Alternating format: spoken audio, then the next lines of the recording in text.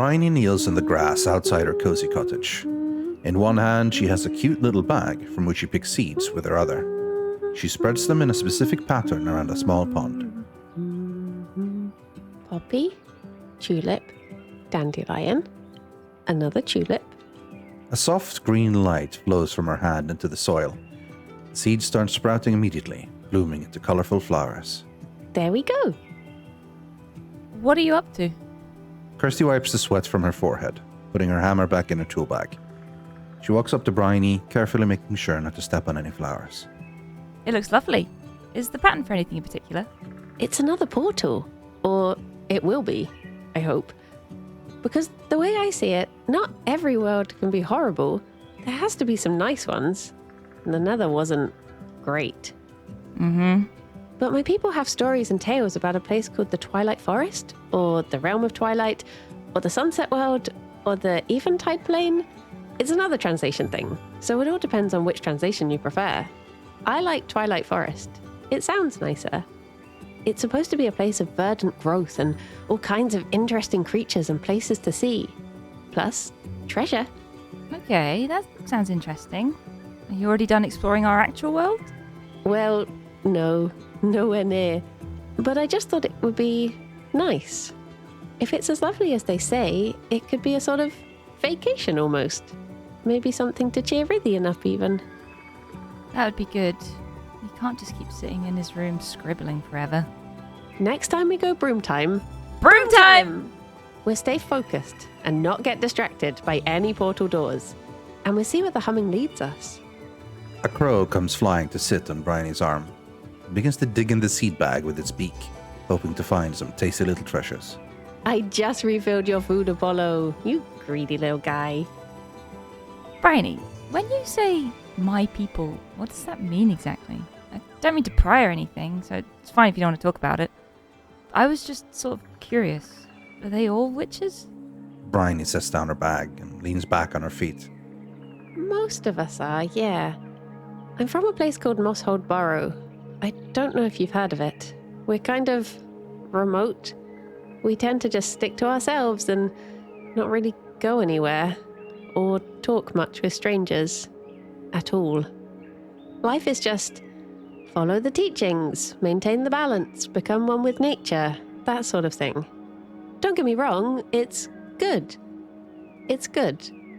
But I always wanted to see more, do more, meet people, experience things. Hence the pilgrimage thing you're on. I thought that was something you'd been told to do. No, it's mostly my own thing.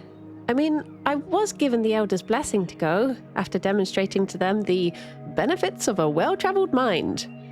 I think it's just because they know this is something I need to do. They made me promise that I wouldn't go alone and that I would find someone to help protect me. And that's where you came into the story. Top-tier mercenary / bodyguard / scout at your service. Round the world travel, safety guaranteed, or your money back. Yeah. Which reminds me, I have more to pay you with. Hold on, it's in my treasure chest somewhere. It's fine. Don't worry about it. There's not really anything to spend it on here anyway. You can pay me in home-cooked meals. Speaking of, I'm hungry. Do you want my help cooking today? I won't say no, but we should see if we're cooking for 3 or 2. Should we go ask Rythian? I'll go. You finish up with your portal thing. Just don't accidentally go through without waiting for us. I promise. Kirsty stands up and walks towards Rythian's recently built makeshift mage tower. Briony reaches into her pack and pulls out a small blue cloth bag. Pouring out the contents in her hand, she sprinkles tiny motes of sparkling powder over the pond. As the diamond dust settles on the surface of the water, a bolt of lightning strikes from a sunny, cloudless sky. The pond shimmers and shifts, and within seconds, a bright and colorful portal appears. It worked! Oh, I'm so excited. I can... Yes, but I don't remember... Rythian sits up straight at the sound, turning away from the mess of scribbled notes and drawings on his desk. He stands up and walks to the door, and opens it to see Kirsty standing there, holding a flower pot with a small purple flower. Hi? Hi. Rythian looks down at the flower, That's nice. Can I come in? Yeah, of course. Kirsty steps inside, looking at the sparsely decorated tower Rythian has taken to spending his time in. Where's your bed? Upstairs? Right. Well, I figured you could use some color and brightness in here. Kirsty barrels past Rythian and begins to ascend the tower, inspecting her surroundings along the way. It's also utilitarian right now. It's important to surround yourself with things that make you feel happy and things that look nice. So consider this the first one. The mage hurries after the Flower Knight, protesting as they reach the bedroom. There are things here that make me happy. Arcane tablets and orbs for pondering don't count. They're for work. I mean... Okay, yeah, that's fair. Kirsty carefully places the flower pot next to Rythian's bed. Flower from a Flower Knight. Flowers always remind me of home. I know that you can't remember where you're from right now, but I've noticed these growing all over the crash site since you arrived. At the very least, I hope it cheers you up a bit. You like purple, right? So, there you go. Thank you. That's very kind of you. There's a quiet moment where neither of them seems to know what to say. What have you been drawing? Oh, I've been trying to write down everything I can remember, which isn't much. It's like trying to remember a dream from long ago. It's all so vague. And I've tried to draw things. Badly. Apparently art is not one of my talents. Rythian gestures to the scattered pieces of paper on his desk. There's a rough sketch of a red-haired woman's face with a green visor over one of her eyes. There's a drawing of Darkstalker's elongated face, their sharp teeth, and a wide mouth. There's a sketch of a sword, a huge winged creature, a fortress of some kind. Random words are scribbled in the margins of the papers. Has it helped any? No, not really. I don't know why I hate the Darkstalker so much, or why I said what I said to them. It felt personal. It felt like there was a reason. I don't know.